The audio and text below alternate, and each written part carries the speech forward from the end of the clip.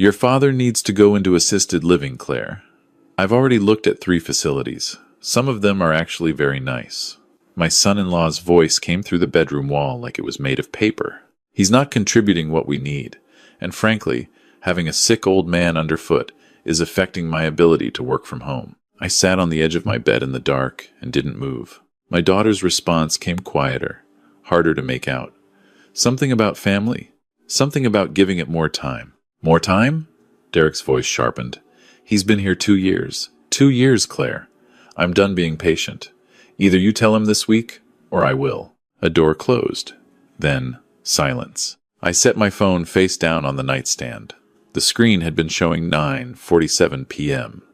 I'd come to my room early with what I told them was a headache. The real reason was that I'd spent the afternoon on the phone with my cardiologist, getting test results, and I needed quiet to process what he'd told me.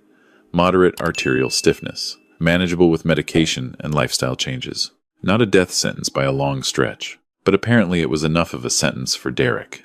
I sat there for a long time in the dark, listening to the house settle around me. The house my daughter and son-in-law owned in the Brentwood neighborhood of Nashville. The house I'd given them $40,000 toward when they were $30,000 short on the down payment 2 years ago. I'd told them it was a gift. I'd also had my attorney draft a promissory note that Derek had signed without reading, because Derek never read anything he didn't write himself. That was the first thing I learned about my son-in-law. The second thing took longer. My name is Walter Gaines. I'm 64 years old. I spent 35 years building Gaines Construction into one of the most reliable mid-size contractors in Middle Tennessee. Commercial builds, mostly. Office complexes, medical facilities, one genuinely beautiful library in Franklin that I still drive past sometimes just to look at. 4 years ago, I sold the company to a regional investment group for $9.4 million. I paid my taxes, thanked my employees, and invested what remained with the same discipline I'd applied to every concrete pour and steel frame for 3 decades. My wife, Margaret, passed 14 months before I moved in with Claire and Derek.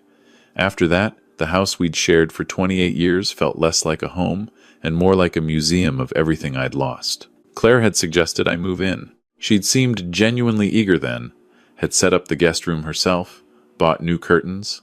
I paid $2,500 a month in cash, my contribution toward expenses, and I tried to take up as little space as possible. Derek had been pleasant at first, polite even.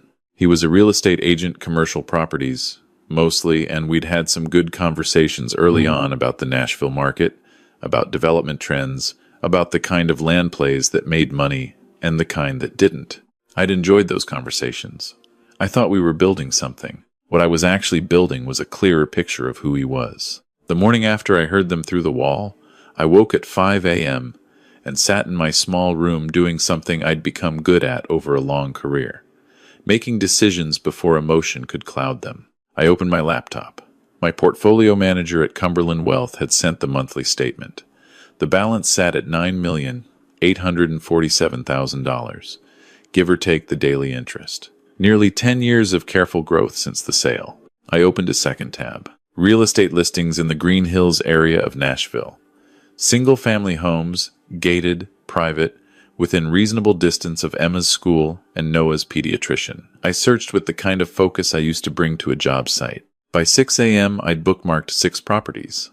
By 6:30, I'd emailed a buyer's agent named Susan Cho, whose reviews described her as efficient and direct, 2 qualities I valued above all others. Susan called at 8 a.m. sharp. We spoke for 11 minutes. I told her my budget was $700,000, that I was an all-cash buyer, and that I was working on a tight timeline. Her voice shifted in the way voices always shift when someone says all cash. Focused. Alert. I can show you 3 of those properties this afternoon, Mr. Gaines. 2 of them have motivated sellers. 2 o'clock, I said. When I came downstairs for coffee, Claire was at the kitchen island, scrolling her phone. She looked up and smiled, and I watched carefully for the guilt underneath it. It was there, small, but there. How's the headache? Better, I said. Going to run some errands this afternoon. Derek appeared in the doorway, already in his blazer, keys in hand. Walter. He nodded at me with the particular species of fake warmth that I'd been cataloging for 2 years. He'd never once called me Dad. I'd noticed that from the beginning. Emma came downstairs dragging her backpack, and I helped her find the permission slip she'd lost under the couch cushions. Noah appeared 30 seconds later and crashed into my knees by way of greeting. These two were the reason I'd stayed as long as I had. 9 and 7 years old. All questions and chaos, and complete, uncomplicated love. "Grandpa, can you pick us up today?" Emma asked. "Not today, sweetheart. I've got some things to take care of." She looked at me the way perceptive children look at adults when they sense something shifting. I kept my face calm. The house Susan Cho showed me at 2:15 p.m. on a Tuesday afternoon sat on a quiet street in Green Hills, 3 blocks from a coffee shop I'd been going to for 20 years.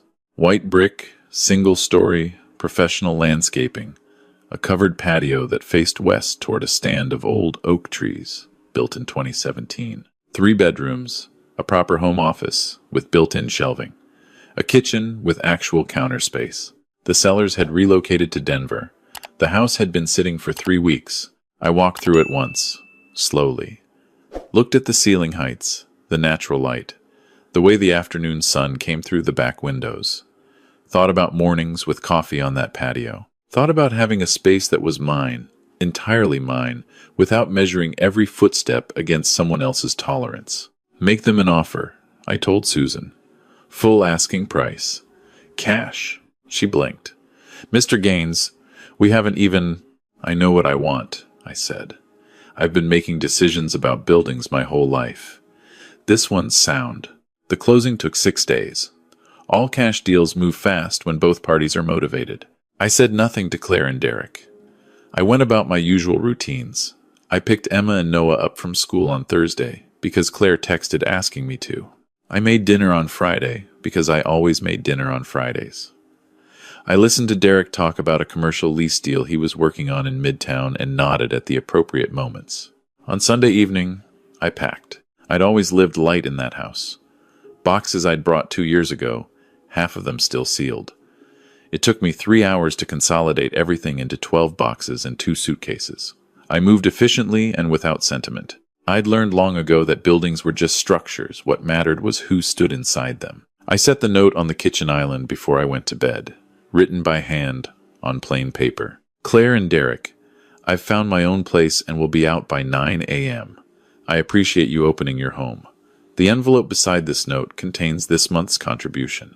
Please don't worry about the old man. He's figured things out. Dad." I'd borrowed Derek's exact phrase. The old man. He'd used it twice in that conversation through the wall. I wanted those words on the paper they'd read the next morning. I wanted them to know I'd heard. The movers arrived at 7 a.m. 2 men, professional and fast. I directed them quietly so as not to wake the house. By 8:45 a.m., my car sat in my new driveway, and I handed the crew leader $200 in cash and told him he'd earned it. I stood in my new living room. High ceilings, morning light coming through east-facing windows. A space that asked nothing of me except to live in it. I made coffee in my new kitchen and took it to the back patio and sat in the early April quiet for a long time, doing nothing at all. Claire called at 9:30. I watched the phone ring. At 10, a text. "Dad, where are you? Your room is empty. Please call me." At 10:17, Derek. "Walter, we should talk. Call when you can." I set the phone on my new kitchen counter and went to unpack my books. My attorney, a woman named Patricia Langford, who'd handled the sale of Gaines Construction and every significant legal matter since, had her offices on the 14th floor of a building on Commerce Street in downtown Nashville. I'd worked with her for 19 years. She was precise, unsentimental, and possessed of a legal mind that I'd seen reduce grown men to silence. I called her from my new patio that first evening with a bourbon I'd been looking forward to for approximately 48 hours. "Patricia, it's Walter Gaines. Walter, it's been a while." Her voice carried that particular warmth reserved for clients who don't waste her time. "What do we need?" "2 things. I want to update my estate plan." I paused. "And I need you to schedule a meeting with my son-in-law, Derek Hollis. I'd like him to come to your office." A beat of silence. Should I tell him what the meeting concerns? Tell him it relates to my estate and some assets he may not be aware of. That'll be enough. Another pause. "Walter, how much does he not know?" "Quite a bit." I said. What Patricia knew, and what Derek had never bothered to learn, was that I didn't just own a portfolio of stocks and bonds. 5 years ago, through a real estate LLC I'd structured quietly after the business sale, I'd purchased a commercial office building on 8th Avenue in Midtown Nashville. 3 stories, 12 suites, a parking structure attached. A solid asset in a neighborhood that had appreciated steadily for a decade. I'd purchased it as an investment. I managed it through a property management company. The rents came in monthly. The LLC's name, GW Properties, appeared on no documents that Derek would have any reason to see. Derek's real estate brokerage, Hollis Commercial Group, leased Suite 204 and 205 on the second floor, had leased it for 3 years, paid $4,800 a month to GW Properties.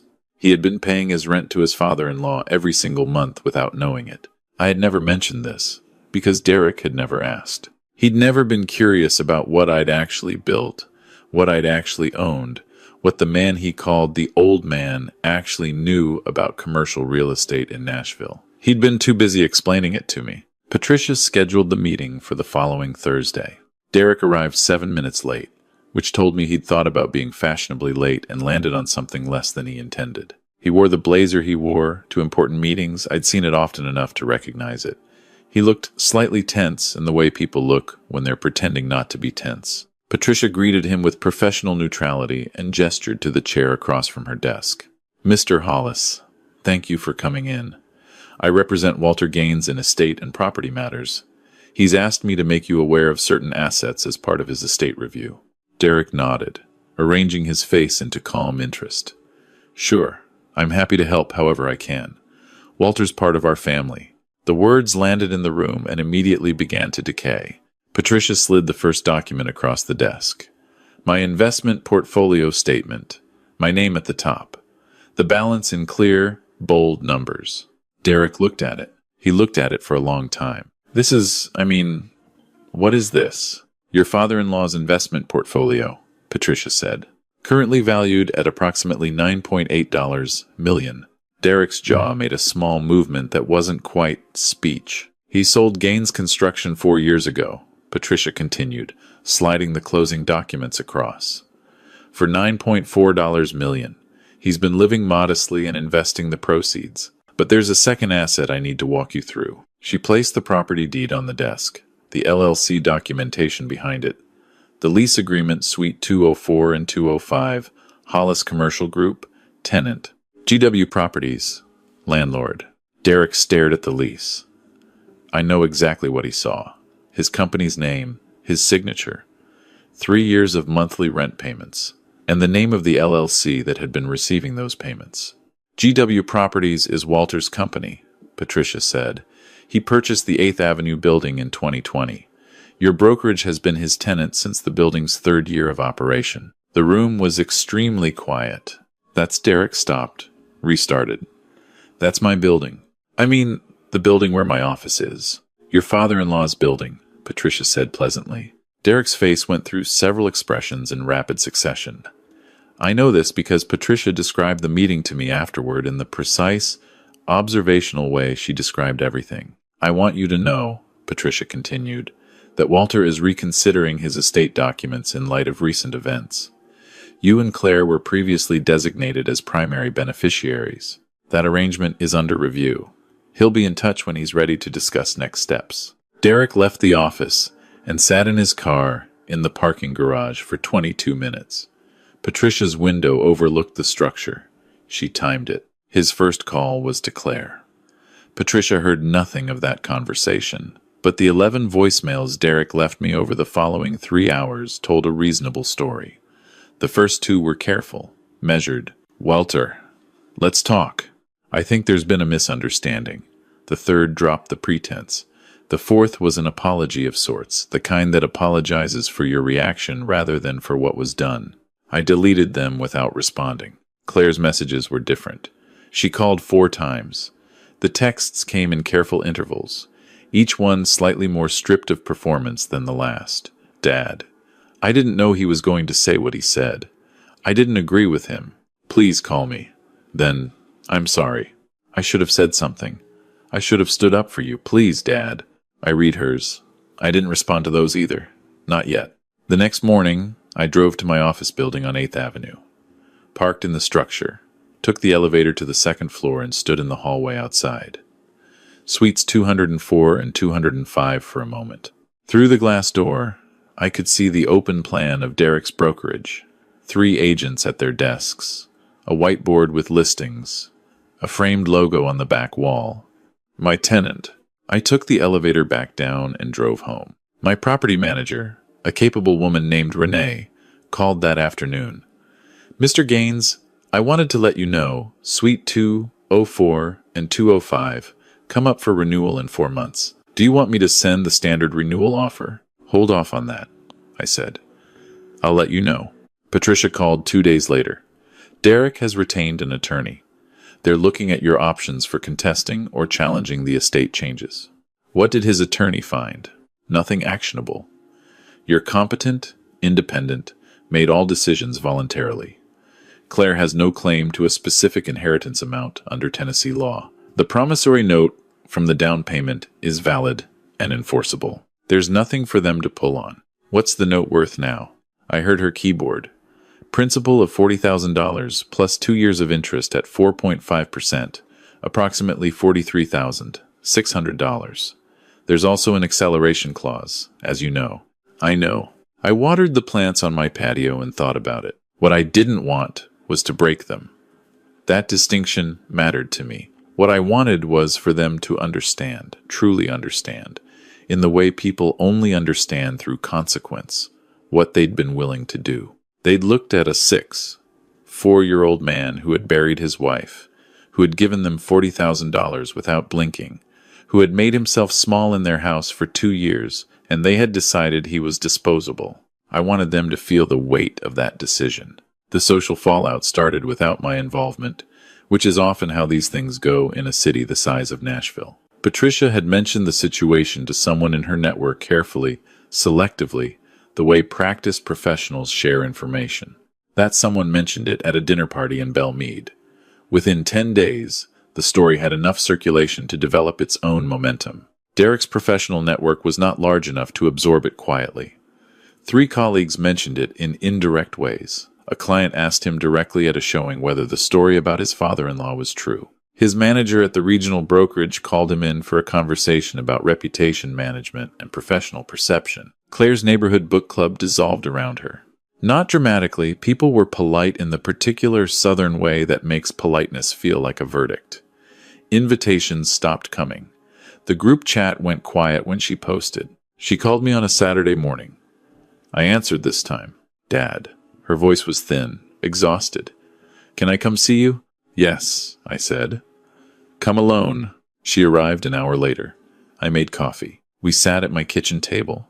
In the house I'd bought with my own money, in the neighborhood where I'd chosen to rebuild my life, and I looked at my daughter, 36 years old, dark circles under her eyes, her mother's jawline, and I waited. I heard what Derek said, she started. I heard him through the wall that night. You did too. I did. I didn't stop him. She set her cup down. I told him he was wrong, but not loudly enough. Not the way I should have. Not the way Mom would have. The mention of Margaret landed softly. I let it. He's not a bad man, Claire said. And then she stopped herself, shook her head. That's not true. He can be a bad man. He's been a bad husband lately. He convinced himself you were a problem to solve instead of my father. He's been paying rent to my LLC for 3 years, I said. He never once asked what I'd built, what I knew. He talked to me about commercial real estate like I was a retiree who used to frame houses. She closed her eyes briefly. He was wrong, she said. I was wrong for letting it happen in my house. I am sorry, Dad. Not because of the money, because you didn't deserve any of it. I studied her for a long time. I believe you, I said. We sat together for another hour. I showed her the patio, the office with its built-in shelves, the way the oak trees caught the afternoon light. She cried once, quietly, and I handed her a napkin and didn't make it bigger than it was. Before she left, she hugged me in the doorway, the way she used to when she was Emma's age, both arms and all her weight. The kids miss you terribly, she said. I know, I said. We'll figure that out. Derek came to my door 4 days later without calling first. I saw his car through the window and let him stand at the front step for 30 seconds before opening it. I didn't open the gate. He looked like a man who hadn't slept well. His blazer was slightly wrong. He'd lost the easy confidence that had always been his primary tool. "Walter," he cleared his throat, "I owe you an apology. A real one." I said nothing. Let him work. I said things what I said about you being a burden, about assisted living, all of it. I said those things because I'd stopped seeing you as a person and started seeing you as a problem. And that's not who I want to be. It's not how I was raised. He stopped, looked at the ground, then back at me. I'm not going to make excuses about stress, or Claire, or anything else. I was wrong, and I'm sorry. The quiet stretched between us. "Are you apologizing because you mean it?" I said, "or because you found out I own the building your office is in?" He didn't flinch from it, which surprised me. "Both," he said. "I'd be lying if I said the building had nothing to do with it. But standing here right now, I think I would have gotten here eventually anyway. I got here faster." He exhaled. "That's an honest answer. I know it's not a good one." It was, actually, the most honest thing I'd ever heard Derek say. "Come back Thursday," I said. "Patricia's office, 10 o'clock. Bring your attorney if you want. There are some terms I need you to hear." He nodded. "We'll be there." The Thursday meeting was smaller than I'd imagined when I'd first called Patricia. Just Derek, me, and Patricia. His attorney had advised him to come and listen, then consult before signing anything. Patricia laid out the documents. I spoke. "The promissory note on the down payment is real and enforceable. $43,600 with interest. I'm not invoking the acceleration clause. I'm forgiving the balance entirely." I watched Derek's face. "That's not a reward. That's a decision I'm making because Claire is my daughter, and I'm not interested in taking their home." He nodded slowly. "The lease on suites 204 and 205 comes up for renewal in 4 months. Renee will send standard renewal terms. Market rate, no changes. Your business stays where it is." He exhaled something he'd been holding for a while. "My will has been updated. The bulk of my estate goes to a construction trades scholarship fund I'm establishing in your mother's name," I said, looking directly at Derek, "and to a protected trust for Emma and Noah accessible when they're 25. Claire receives a fixed amount. You receive nothing directly, because what you receive will come through your marriage, and what your marriage is worth is between you and my daughter." I paused. "That's not punishment. That's clarity." Derek looked at the table. "That's fair. There's one more thing. Non-negotiable." I slid the last page across. "Family counseling. You and Claire, weekly, for 6 months minimum. A referral from Patricia's network, not someone you choose. This is a condition of the relationship going forward, not a legal document, but I will know if you stop." He picked up the paper. "Read it. Set it down." "Okay," he said. "Okay," I said. We shook hands across Patricia's mahogany desk. Not warmly, but honestly. I saw Emma and Noah for the first time since leaving on a Saturday morning in late April. I'd suggested the same coffee shop I'd been going to for 20 years. Claire brought them. She stayed at a table near the door, giving us space. Noah saw me from across the room and broke into a run. I caught him the way I always caught him, both hands, solid and secure, and he wrapped himself around my neck and stayed there for a while. Emma approached more carefully. She had her mother's tendency to think before acting, and she'd been thinking about this. "Grandpa," she said, "are you okay? You just left." "I'm okay," I told her. "Better than okay, actually. Were you sad?" "A little. But sometimes when adults have problems, the best thing they can do is give everyone space to think clearly, including themselves." She considered this with the focused expression of someone who would someday be formidable. "Did we make you sad?" I knelt down to her eye level, which had become harder on the knees than it used to be. "You two have never once made me sad," I said. "Not for a single day." She hugged me then, less tentatively than she'd approached, and I held on to both of them in the middle of that coffee shop and didn't care in the slightest who saw. We ordered pancakes. Noah explained in exhaustive detail an argument he'd had with his best friend about whether a particular superhero could beat a particular robot. Emma told me about a book she was reading and summarized the entire plot with the confidence of someone who assumed her audience wanted every detail, which I did. By the time Claire came over to join us, the tension in the room had shifted into something that felt, cautiously, like beginning again. The counseling started in May. Patricia's referral was a therapist named Dr. Marcus Webb, who had an office in Germantown and a reputation for not accepting nonsense from either party. Claire mentioned him after their second session, said he was direct in a way that's uncomfortable but probably necessary. I took that as a good sign. My own days found their shape. Tuesday and Thursday mornings, I volunteered with a nonprofit that placed skilled trades workers with small construction firms, helping young contractors avoid the mistakes I'd made early on, connecting experience with ambition. It gave me a reason to be useful in a way that had nothing to do with family obligation. Saturday mornings were for Emma and Noah. Always the same coffee shop, always pancakes, sometimes a walk afterward. I was rebuilding something, 1 week at a time, on ground I'd chosen and terms I'd set. In June, I received a letter from the Construction Trades Foundation I'd established in Margaret's name. The first scholarship recipients had been selected. 2 young men and a woman, all first-generation college students studying civil engineering and building sciences.